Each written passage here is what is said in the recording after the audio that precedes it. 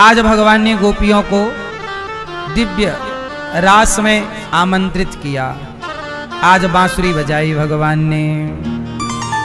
भगवान पिता रात्रि शरदोत्फुल्य मल्लिका वीक्षरन्तुं मनश्चक्रे योग माया मुपाश्रिता।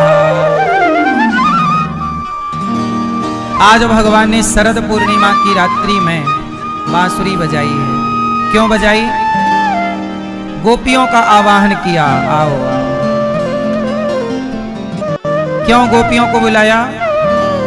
आज भगवान ने रास रचाने का मन बनाया है। रास क्या है? रास है भगवान की विशेष लीला।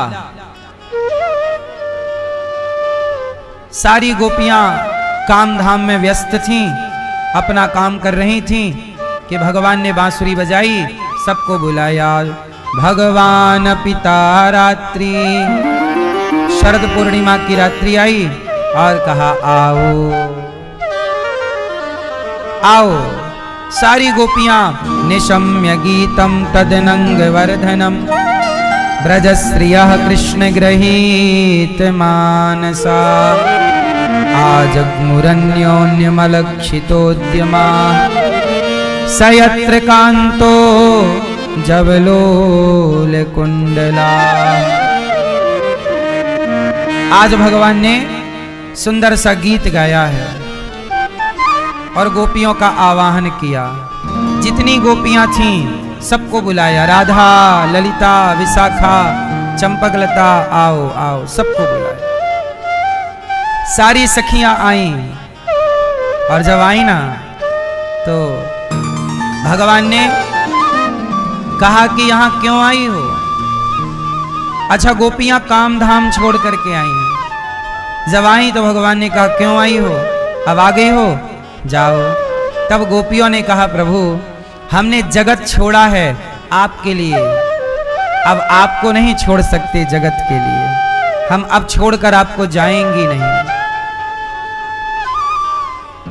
ये रास, कई बार आपने सुना होगा भगवान रास रचाते हैं।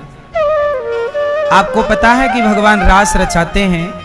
उस रास लीला में होता क्या है? कौन उसका साक्षी होता है? तो सुनो, जब भगवान रास रचाते हैं तो अपने जन्म जन्म के भक्तों को, जैसे आप में से कोई भक्त है, यदि आप में से, हम में से कोई भक्त ऐसा है जो भगवान से बहुत प्रेम करती है या करता है, स्त्री हो सकती है या पुरुष हो सकता है, दोनों, जो भगवान से बहुत प्रेम करते हैं उनको भगवान बुला बुलाकर अलग करते जाते हैं। बोलो हाँ। और ये सारे, जैसे कलयुग के भक्तों में वो भक्त, अब जैसे आज भारत की जनसंख्या 140-150 करोड़ है। अब इन 150 करोड़ में भगवान ये देखेंगे कि सबसे अधिक प्रेमी मेरा भक्त कौन है, त्यागी, समर्पित। उस भक्त को भगवान बुलाकर अपने पास रख लेंगे। फिर जब अगला द्वापर आएगा तो कलयुग के उसी भक्त को गोपी बना के ब्रजमंडल में भेज देंगे और उसी गोपी के संग, उसी भक्त के संग रास रचाएंगे। ऐसे सतयुग के भक्त होंगे, त्रेता के भक्त होंगे, द्वापर के भक्त होंगे और कलयुग के, चारों युगों के वो भक्त जो बहुत, जैसे उदाहरण के लिए जैसे मीराबाई, अच्छा मीराबाई का नाम तो सब जानते हैं, पर ऐसी तमाम और कितनी मीरा होंगी जिनको कोई नहीं जानता, जिनको केवल भगवान जानते होंगे। ऐसी तमाम मीरा, ऐसे तमाम भक्त, सूरदास जी, कबीरदास जी, रैदास जी, ये सारे लोग भगवान की जब अगली लीला होगी तो सबको भगवान गोपी बना करके बुला लेंगे और उन्हीं गोपियों के संग रास रचाएंगे। अच्छा, रास में होगा क्या, क्या करेंगे ये सब?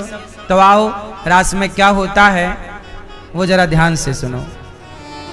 रास में होता क्या है, भगवान अपनी सखियों के साथ उन भक्त, जैसे मीरा अब गोपी बनेंगी द्वापर में, तो मीरा के साथ भगवान लीला करेंगे। कौन सी लीला? कभी मीरा के पूछेंगे तुम्हारी क्या इच्छा है, वो कहेंगी प्रभु हम एक बार आपको गले लगाना चाहते हैं, आओ गले लगा लेंगे। फिर दूसरे भक्त से पूछेंगे जैसे आप हो, आप यदि इस योग्य बने, भगवान से प्रेम हुआ और जब रास में सम्मिलित भए तो भगवान आपसे पूछेंगे तुम्हारी क्या इच्छा है, तो प्रभु मैं आपको अपने हाथ से कुछ खिलाना चाहती हूँ, जैसे शबरी जी ने आपको बेर खिलाए ऐसे मैं अपने हाथ से कुछ खिलाऊं, तो भगवान आपकी गोद में बैठ जाएंगे और कहेंगे लाओ खिलाओ। तो आपकी जो जो कामनाएं हैं, इच्छाएं हैं, सबकी अलग अलग इच्छाएं, तो सबकी अलग अलग इच्छाओं को पूरी करेंगे जिस दिन, उसी दिन को कहेंगे रास लीला। वही है रास लीला, जहां भगवान अपने भक्त की वह इच्छा पूरी करते हैं जो इच्छा लेकर के वो बैठा हुआ है या बैठी हुई है ना। तो इच्छाओं की पूर्ति का नाम रास लीला है। सब तरह की इच्छाएं हो सकती हैं, किसी की इच्छा है गले लगाने की, किसी की इच्छा है साथ में बैठने की। अब इस लीला को कुछ लोग क्या कहते हैं कि वहां रास लीला में, आजकल नहीं लोग बॉलीवुड के लोग कहते हैं तुम करो तो रास लीला, हम करें तो कैरेक्टर ढीला। आजकल का आदमी रास लीला को कैरेक्टर ढीला से जोड़ देता है। क्यों? क्योंकि खुद का ढीला है ना, तो भगवान को भी वो ढीला समझता है। अरे भगवान है, भगवान को कभी ना क्रोध परेशान करता ना काम परेशान करता। भगवान के अंदर कोई दोष नहीं होता। जैसे मेरे अंदर काम होगा, क्रोध होगा, लोभ होगा, अहंकार होगा, मैं सांसारिक प्राणी हूं, मेरे अंदर ये बुराइयां हो सकती हैं। आपके अंदर भी ये बुराइयां हो सकती हैं? बोलो हाँ या ना। आपके अंदर बुराइयां हैं कि नहीं? काम, क्रोध, लोभ, अहंकार है कि नहीं? लेकिन भगवान के अंदर कभी काम नहीं होता, वासना नहीं होती। भगवान के अंदर क्रोध नहीं होता, लोभ नहीं होता। अरे लोभ होता तो कैकेयी के कहने से अयोध्या का सिंहासन क्यों छोड़ देते? ना तो भगवान के अंदर मोह होता। भगवान कृष्ण के आगे उनके 56 करोड़ यदुवंशी आपस में लड़कर के समाप्त हो गए और कृष्ण साक्षी बनकर के देखते रहे। आखिरी में भगवान के सामने ही भगवान का पूरा वंश आपस में लड़के समाप्त हुआ था कि नहीं? वो भगवान देख रहे थे। आपके सामने आपका परिवार मरेगा कोई तो आप रोएंगे, पर भगवान मुस्कुरा रहे थे। क्यों? क्योंकि भगवान के अंदर मोह नहीं है, लोभ नहीं है। हम लोग लोभ मोह में ग्रस्त जाते हैं, डूब जाते हैं। भगवान के अंदर कोई बुराई नहीं है, ना तो काम भगवान को छूता, ना क्रोध भगवान को स्पर्श करता, ना लोभ, ना अहंकार। इसलिए भगवान हर बुराई से परे हैं। भगवान निर्दोष है। हम में 1000 लाख दोष हो सकते हैं, भगवान में कोई दोष नहीं होता। भगवान कैसे होते हैं भैया? कैसे होते हैं भगवान? भगवान कैसे होते हैं? बैठे बैठे बैठे बैठे कैसे? भगवान निर्दोष हैं। निर्दोष मतलब भगवान के अंदर कोई भी दोष नहीं। निर्विकार, भगवान का नाम क्या है? वो निर्विकार हैं। उनके अंदर कोई भी विकार नहीं है, निर्विकार हैं। भगवान ने रास लीला में, पिछली बार मैंने आपको रासलीला का एक पावन दर्शन कराया था, अर्थात सुंदर सी कथा का रसपान कराया। एक छोटे से गांव में एक भक्त रहा करता था। पिछली बार मैंने सुनाई थी ये कथा, आपको याद रहे इसके लिए पुनः उसका स्मरण करा देता हूं। एक गांव में एक भक्त रहा करता था। उसकी खुद की किसानी थी, छोटा सा काम धाम था। जो भी समय उसका बच जाए तो उसके गांव के पास में एक रेलवे स्टेशन था। तो रेलवे स्टेशन में क्या हुआ कि वो जाके बैठ जाया करता था फ्री टाइम, तो रेलवे स्टेशन में बैठ जाता था। रेलवे स्टेशन भी गांव का था, खाली रहा करता था। कभी कभी कोई ट्रेन रुक जाया करती थी तो वो स्टेशन में बैठा रहता था। एक दिन क्या हुआ, अच्छा वो उस स्टेशन में क्या था कि भगवान कृष्ण की एक सुंदर सी तस्वीर रेलवे स्टेशन में लगी हुई थी। उस आदमी ने कभी वृंदावन देखा नहीं, पर वो जब रेलवे स्टेशन में लगी हुई भगवान कृष्ण की तस्वीर देखे तो उसमें एक सुंदर सी नदी भी थी, सुंदर से वृक्ष थे, मानो वो वृंदावन का चित्र था। वृंदावन भी था उसमें और भगवान कृष्ण का भी सुंदर दर्शन था उस चित्र में। अब उसने कभी वृंदावन तो देखा नहीं, अपने घर के काम करे, अपनी जिम्मेदारी पूरी करे, और जब भगवान की याद आए तो स्टेशन आ जाए और स्टेशन में वो चित्र को भगवान के देखता रहे बस, और सोचता रहे प्रभु कभी अपना दर्शन कराओगे, प्रभु कभी अपना दर्शन दोगे, कभी हमें भी वृंदावन बुलाओगे, प्रभु कभी हमें भी वृंदावन बुलाओ, कभी हमें भी अपना दर्शन दो। ऐसे करते करते करते करते कई साल बीत गए। अब वो स्टेशन में लगा हुआ भगवान का चित्र उसके मन मंदिर में बस गया। एक दिन क्या हुआ कि स्टेशन में कोई काम चालू था, पेंटिंग वेंटिंग चल रही, नया स्टेशन बन रहा, सुंदर बन रहा। तो आज जब वो स्टेशन गया तो उसे भगवान कृष्ण का वो चित्र नजर नहीं आया। लोगों से पूछा कि भाई यहाँ वो चित्र लगा था कहाँ गया? अरे बोले पेंटिंग हो रही है, स्टेशन नया बन रहा है, पुरानी सब चीजें हटा दी गई। अब तो व्याकुल हो गया कि वो चित्र कहाँ गया, पर उसे बहुत ढूंढा, पूछा, कोई ना बताया, कहीं मिला नहीं। अब तो वो परेशान हो गया। अब वो चित्र ना मिले तो वो उदास हो गया। एक दिन अपनी पत्नी ने कहा कि आप उदास बहुत हो। तो उसने कहा कि वो स्टेशन में प्रभु का चित्र था, पता नहीं कहाँ चला गया। अब अच्छा नहीं लगता, मैं स्टेशन जाता हूँ तो खाली खाली लगता है। वो चित्र कहाँ गया? मुझे मन करता है एक बार बिहारी जी का, एक बार भगवान का वृंदावन जाके दर्शन कर आऊं। पत्नी बोली तो आप परेशान ना होइए, चले जाइए। बोले पैसे तो है नहीं। तो उसने एक हफ्ते काम किया, मजदूरी, कुछ पैसे आए तो ट्रेन के टिकट का बंदोबस्त हुआ। एक ट्रेन उसके गांव पे रुकी और वो जाती थी दिल्ली, तो मथुरा होते हुए जाती थी। तो उसने दिल्ली की ट्रेन में टिकट कटाई और बैठ गया। पूरे रास्ते चिंतन किसका? भगवान का, भगवान का, कृष्ण कृष्ण कृष्ण, राधा राधा, वृंदावन वृंदावन। अब वो आए वृंदावन, मथुरा उतरे, मथुरा से वृंदावन आए, और जैसे ही वृंदावन आए तो जो छवि मन में बसी थी वृंदावन की, वृंदावन आए तो यहाँ पर कहीं कचरा है, कहीं नाला बह रहा है। उन्होंने कहा ये कैसा वृंदावन, यहाँ तो नाला बह रहा है, गंदगी है। छवि उसने अलग बसाई थी वृंदावन की। पर कोई बात नहीं, आज का आधुनिकता में अब ये नाले वाले बाहर की दृष्टि से तो यही दिखेगा, भीतर की दृष्टि हो ठीक ठीक तो वृंदावन का सही सही दर्शन होए। अब वो कहीं गया, इस आश्रम में उस आश्रम में, उसे कहीं रुकने की जगह नहीं मिली। बेचारा बड़ा परेशान हुआ कि प्रभु आपने बुला तो लिया है पर कहीं ठिकाना नहीं है रुकने का, और खाने के लिए भी बड़ी भूख लगी है, कहीं भोजन नहीं। पर किसी भक्त ने बुलाया और कहा कि आओ भोजन कर लो। तो भोजन तो मिल गया पर सोने की व्यवस्था नहीं, तो वो यमुना जी चला गया। चलो यमुना जी मिल गई, नहा लेता हूँ। जैसे ही बैग बाहर रखा, कपड़े उतारा और यमुना जी में नहाने गया तो कोई उसका बैग लेके भाग गया।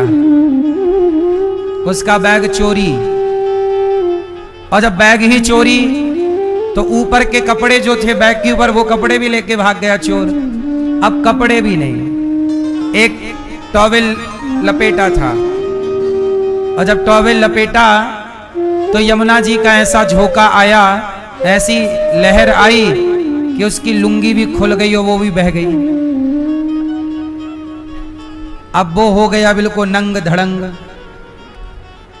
उसने कहा वाह रे प्रभु, ऐसी नंगा करने के लिए बुलाए थे क्या? कि तभी क्या हुआ कि यमुना जी में एक सुंदर सा कपड़ा बहता हुआ आया। शायद वो शमशान से किसी का कफन रहा होगा। यमुना जी के किनारे लोग चिता जला देते हैं, फिर कपड़ा पड़ा फेंक देते हैं, तो वो नया कपड़ा था, शायद कफन रहा हो। अब वो उसी के पास आ गया, तो उसने कहा चलो कोई बात नहीं। एक गया, वो कपड़ा मिला, उसे लपेट के बाहर आया। वो जब बाहर आया, कहा वाह प्रभु आपकी लीला बड़ी गजब है, बदन के कपड़े भी उतरवा लिए। वो तो अच्छा है, एक कपड़ा मिल गया तो लाज बच गई, नहीं कहाँ ऐसे घूमते नंग धड़ंग। थका हुआ था, रात भर की यात्रा थी, पर था भक्त। पहली बार आया, यमुना जी के किनारे एक पेड़ था, वृक्ष था, ठंडक थी, छाया थी, खाने को मिल ही चुका था, स्नान हो ही गया, लेटा। और जब लेटा तो गहरी नींद आ गई, और कपड़ा उसके शरीर पर बस एक ही था, वो कफन का टुकड़ा, वही लपेट लिया, कोई बात नहीं, बस सो गया। और जब सोया तो उसने क्या देखा कि आकाश में, उसने देखा कि वो उड़ रहा है आकाश में, और वो ऊपर की ओर गया। और जैसे ही ऊपर की ओर गया तो वहां देखता क्या है, सुंदर सुंदर स्त्रियां, गोपियां आकाश में, शाम का टाइम है, सुंदर नीला आसमान है, और गोपियां नृत्य कर रही हैं, हजारों गोपियां। और तभी घुंघराले से बालों वाले, मुरली बजाते हुए, मोर पंख माथे पे सजाए हुए श्याम सुंदर वहां पर आए, और ये आदमी टुकुर टुकुर देख रहा है। अब भगवान वहां आए, और भगवान जब आए तो राधा रानी से कहा कि सुनो, आज की लीला ये है कि तुम्हें नाचना है। अच्छा, जो तुमने हार पहना है, भगवान कृष्ण बोले राधा जी से कि जो तुमने हार पहना है और जो तुमने कपड़े पहने हैं, वो कपड़े हिलने नहीं चाहिए, और हार गले का हिलने नहीं चाहिए, और तुम नाच करके दिखाओ। ऐसे नृत्य करना कि वस्त्र भी ना हिले और गले का हार भी ना हिले। चलो नाचो। अब राधा जी वहां पर नृत्य करने लगी, हजारों सखियां थीं। हाँ राधा रानी, आप करिए नृत्य, कन्हैया से शर्त लगी है, आपको जीतना है।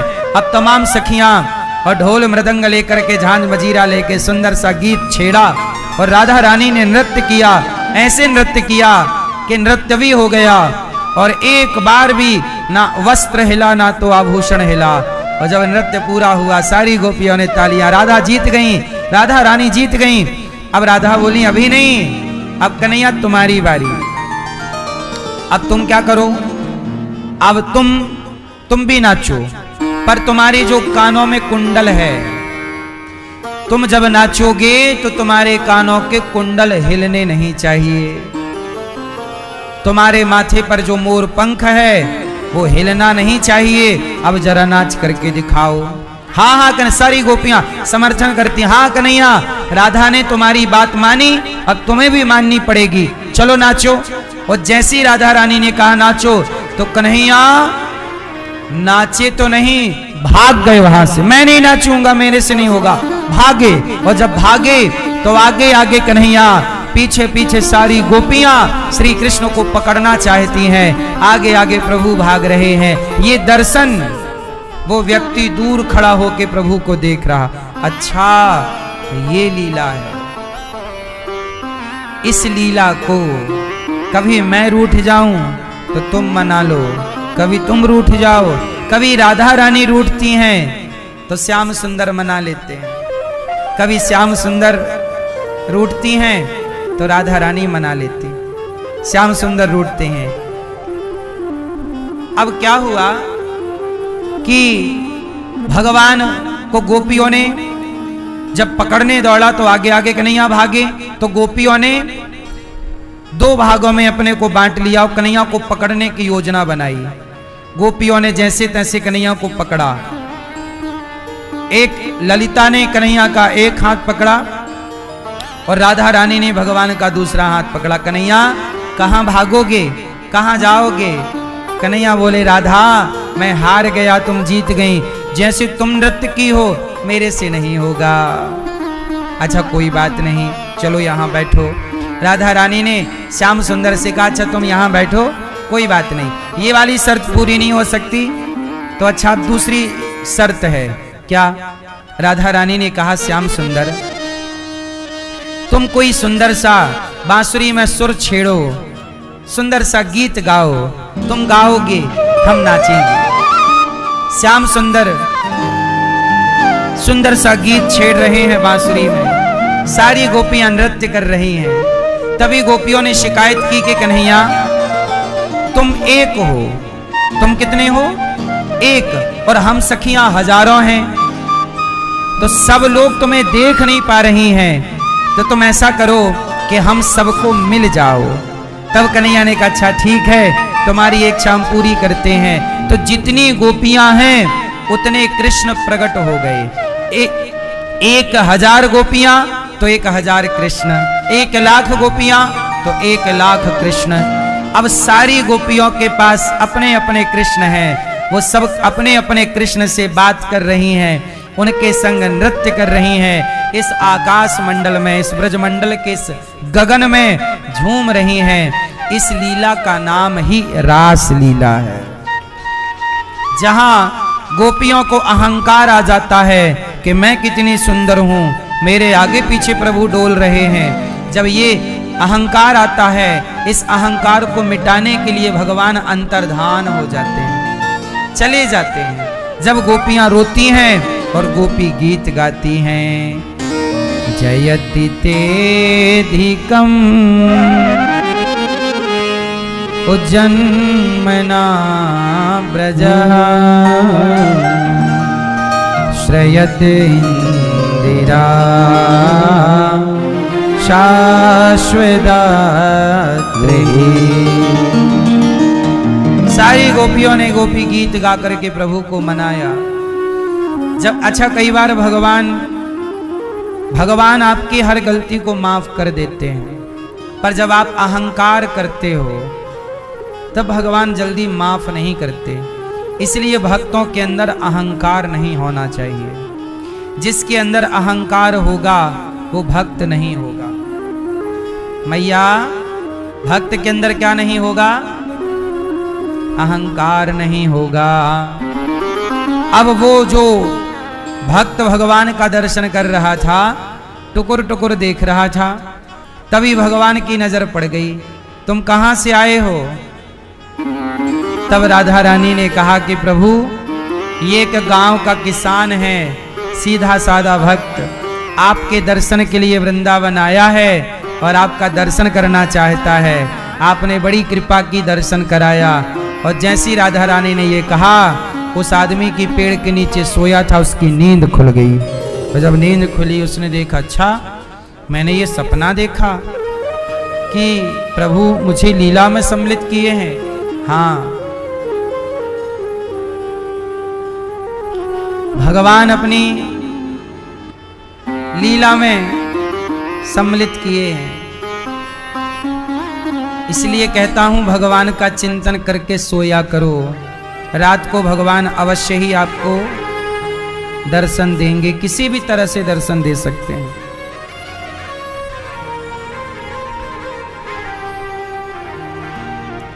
मैया, एक आदमी ने सपना देखा, ध्यान से सुनिएगा। एक आदमी था, उसने एक सपना देखा कि वो बहुत गहरी गंगा जी में इस तरफ से कोयला लेकर के और उस तरफ जाना चाहता है।